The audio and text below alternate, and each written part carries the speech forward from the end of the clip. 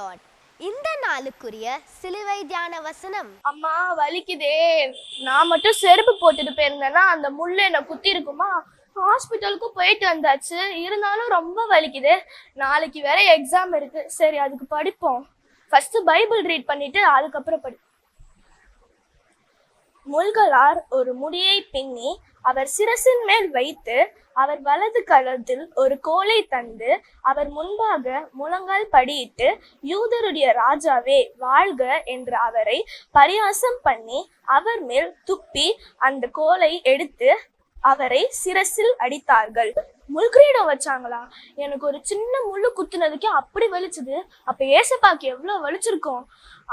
இப்பதான் எங்க அம்மா சொன்னது எனக்கு ஞாபகம் வருது. நம்மளுடைய வீண் சிந்தனையினாலையும் பெருமையினாலையும் பண்ற பாவத்தை நீக்கி நம்மளுக்கு ஜீவ கிரீடத்தை அடிக்க ஏசப்பா முற்கிரீடத்தை ஏற்றுக்கொண்டாங்க. இனிமேட்டு நம்ம இந்த வீண் சிந்தனை பண்ணாம இருக்கணும்.